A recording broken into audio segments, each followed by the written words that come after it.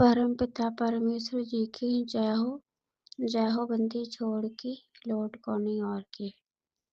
सत्तार भैया जी, दास परमात्मा जी को छोटी भोग आरती के साथ में भोग लगा रही थी, तो परमात्मा जी ने दिखाया, परमेश्वर जी ने दिखाया, आप जी हो ना नीचे बैठे हो, परमात्मा जी कुर्सी पर बैठे हैं।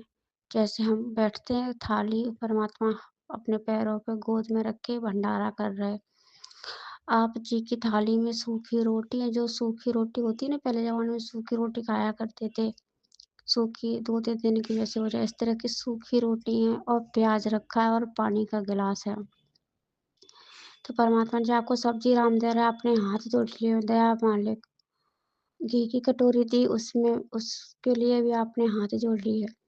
आप कह रहे हैं परमात्मा बड़ा आनंद आ रहा है इसे खा कर के।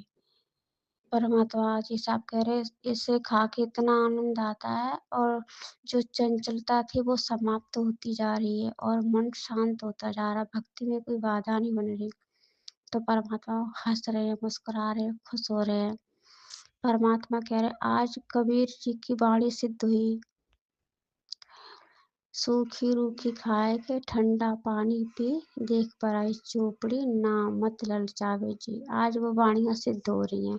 सभी जितने भी सत्सेवक भाई बहन हैं, परमात्मा की सबकी थाली में ही तरह का खाना है, बस रोटी सब्जी।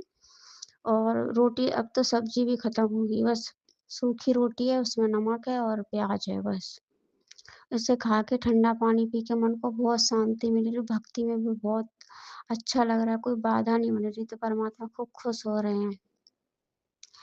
आप जी कह रहे हो परमात्मा जी का एक थाली और आपको दिया, अपने हाथ जोड़ लिए मालिक, अब्राहम सुल्तान की तरह कि हे परमेश्वर, ये तो हमने छोड़ा ही है और इसे खाऊँगा तो फिर आगे भक्ति मार्ग में कैसे बढ़ पाऊँगा?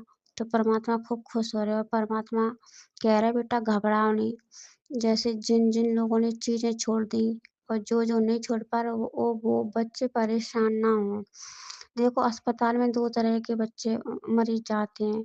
एक तो सर्दी जुकाम का और एक कैंसर का। सर्दी जुकाम का जल्दी से दवाई लेके ठीक हो जाता है, कैंसर वाले को थोड़ा समय लगता है।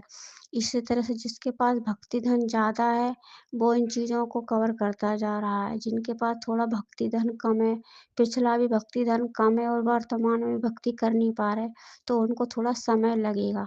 आपको समय दिया जाएगा, आप इस तरह से अपने संयम पे ध्यान दोगे और संयम को बनाओगे, इसमें घबराने की कोई ज़रूरत नहीं है, घबराओ मत ही। और पवन भैया आप तो खूब खुश हो रहे हो, एकदम आधीनी, विनम्रता, सहनशीलता बैठे कह रहे बहुत आनंद आता मालिक, इस तरह का भोग प्रसाद ग्रहण करने में। आत्मा को बड़ी शांति मिलती है और आत्मा भी संतुष्ट होती है। परमात्मा खूब मुस्कुरा रहे हैं और आपके सर पे हाथ फेर रहे हैं। आप जी कह रहे हो परमात्मा ये तो नियम बहुत पहले से लागू हो जाने चाहिए थे, पर दास ने बहुत देरी कर दी। पर कुछ नहीं मालिक, जब ठीक का समय होता है जब ही सब कुछ होता है। तो परमात्मा मुस्कुरा रहे हैं और आपके सर पे हाथ फेर रहे हैं। परमात्मा कह रहा है धीरे-धीरे हमारे बच्चे भक्ति मार्ग में बढ़ते जा रहे हैं और समझते जा रहे हैं क्रियाओं को।